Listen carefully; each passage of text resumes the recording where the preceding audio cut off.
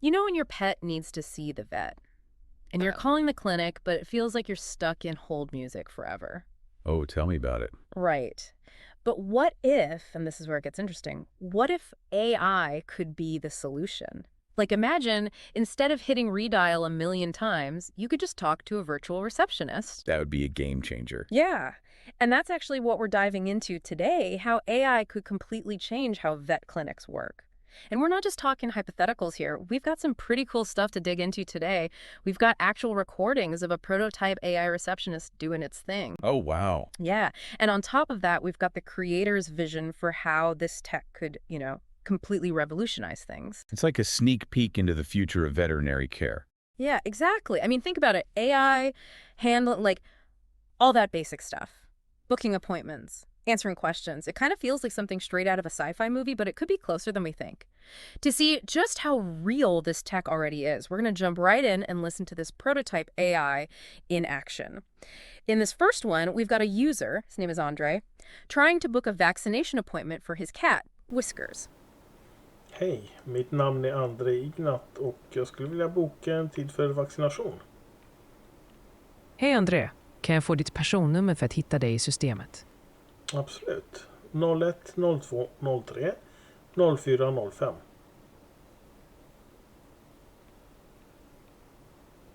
Tack André. Vilket av dina djur gäller det och vad heter djuret? Det heter Whiskers. Tack. Skulle någon särskild dag passa er för vaccinationen?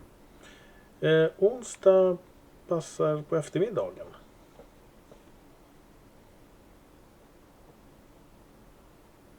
Jag har några tider tillgängliga på eftermiddagen den 8 oktober. Vilken tid skulle passa er bäst? Jag har tider klockan 13.00, 14.30 och 15.45. Inte imorgon utan på onsdag.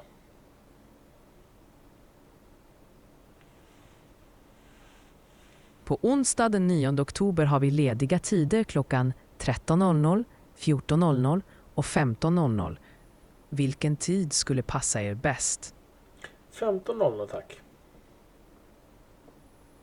Perfekt, då bokar vi en tid för Whiskers klockan 15.00 på onsdag den 9 oktober. Vi ser fram emot att träffa er. Är det något mer jag kan hjälpa till med? Tack, det är bra. Tack själv André. Ha en trevlig dag. Okay, so that was all in Swedish, but seriously, it was really impressive. Even when Andre, paused or changed his mind about when he wanted the appointment, the AI just rolled with it. Like, it kept the conversation going, offered different time slots, and bam, appointment booked. All right.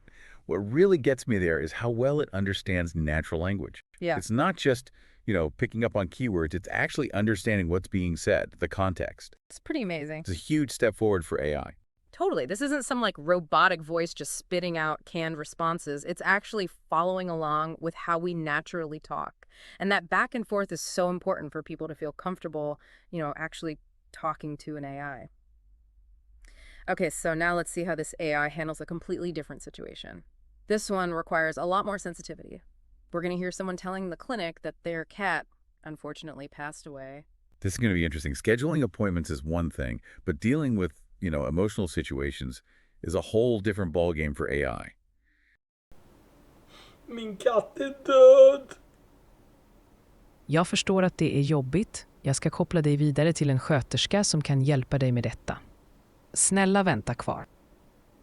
Oh, man. Okay, so that was rough, but the AI, it handled that with so much grace. It's kind of incredible. I know, right? It really stood out to me how the AI picked up on the emotion. Like, it got that the person needed human compassion, and it just smoothly offered to connect them with a nurse. Which is so important in that moment. In those situations, you really don't want to feel like you're talking to, a machine. You need that human connection, and the AI was smart enough to recognize that. Okay, but let's be real. AI isn't perfect. It's still learning. And like all of us, it makes mistakes. So in this next clip, we're going to hear how it handled something a bit more complicated. This time, it's booking a vaccination, but for a guinea pig. Hej, jag skulle vilja boka tid för min marsvin. Hej! Skulle jag kunna få ditt personnummer så vi kan hitta din information i systemet? Det står på min fru. Hon har 03 04 05 0102. Tack. Kan jag få din frus namn så att jag kan verifiera hennes uppgifter? Hon heter Elena.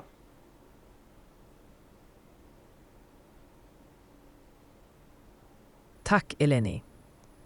Jag ser att ni har 2 husdjur, Buddy och Mittens. Vilken av dem är det som behöver en tid bokad? Det är Buddy. Vad behöver Buddy hjälp med? Vi behöver få honom vaccinerad. Perfekt. Vilken dag skulle passa er för Jag skulle gärna vilja ha det gjort på torsdag morgon om det går.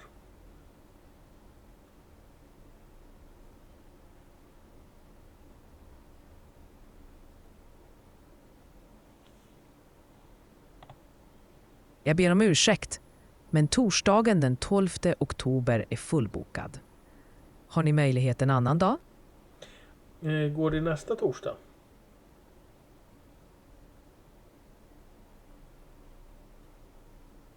Nästa torsdag den 19 oktober har vi flera tider tillgängliga. Vi kan erbjuda klockan 9.00, 10.00 eller 11.00 på förmiddagen. 11.00 går bra. Nej förresten, kan vi ta det klockan 9?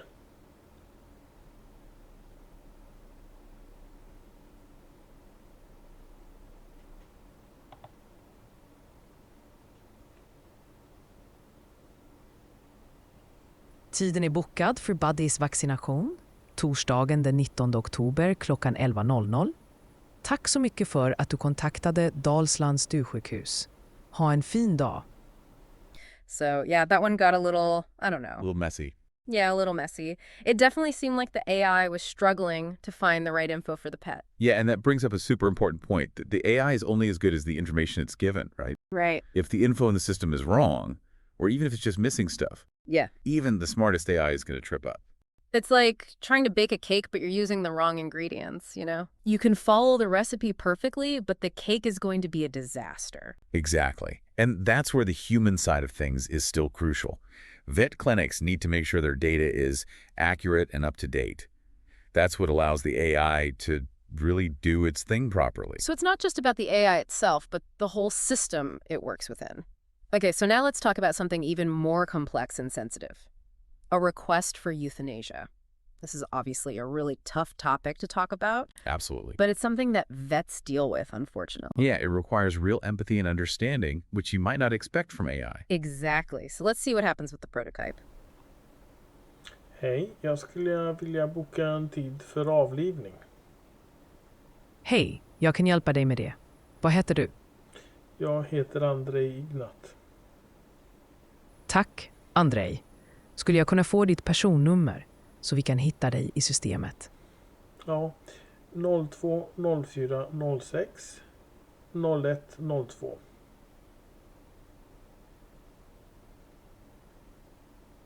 Tack, Andrei. Vilket av dina djur gäller avlivningen?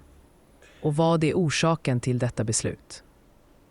Det gäller min hund Olle och jag vill helst inte prata om det. Förstått, Andrei. Jag respekterar din önskan. Låt oss boka en tid för avlivning. Vilken dag skulle passa dig? Kan vi göra det redan idag?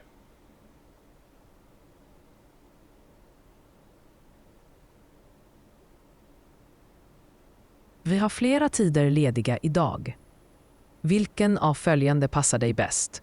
000, 11.00, 13.00, 14.00, 15.00 eller 16.00? Kan vi ta första tiden? Självklart. Jag bokar in dig och din hund klockan 000 idag. Om det är något mer du undrar över så är du välkommen att ringa. Ta hand om er. Tack. Wow. Just wow. I mean, that was a lot to take in, but I have to say, the AI handled that with such incredible sensitivity. I know. It's amazing, right? What I found really interesting was how the AI respected the person's boundaries.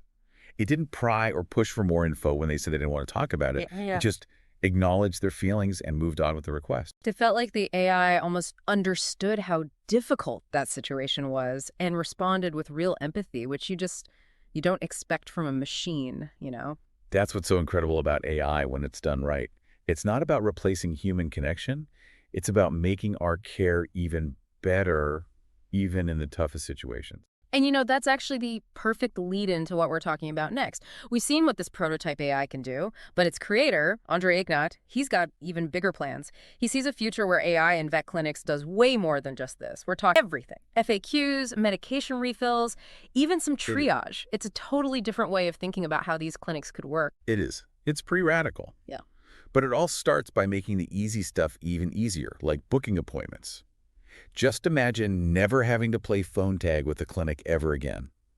You just tell the AI what you need, and when it finds a time that works, it sends reminders, even handles cancellations. No more like frantically trying to find your calendar while your cat's using your furniture as a scratching post. Exactly. Sign me up for that. Right. And think about it from the clinic's perspective.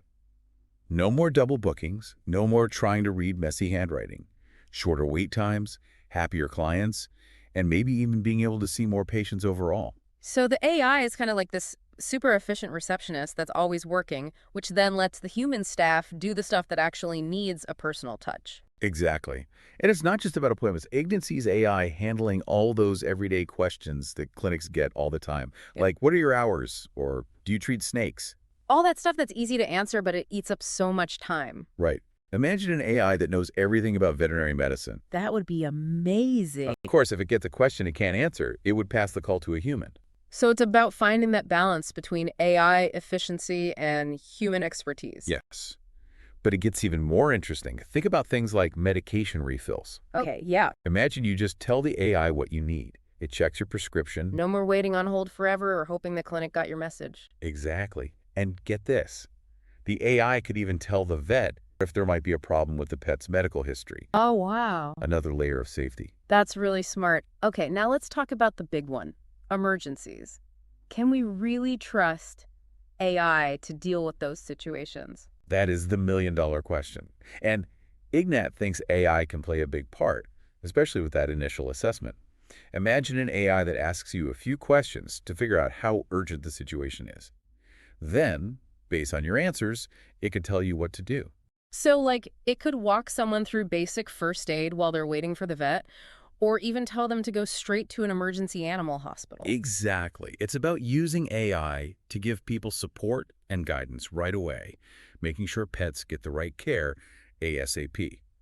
Of course, in a true life or death situation, the AI would always be able to connect the caller with a real person immediately. So it'd be like having an on-call triage nurse, but it's available 24/7. That could be huge, especially when every second counts. And think about how reassuring that would be for pet owners, knowing that there's always help available no matter what time it is. That peace of mind would be incredible. This all sounds like a win-win for everyone, clinics and pet owners alike.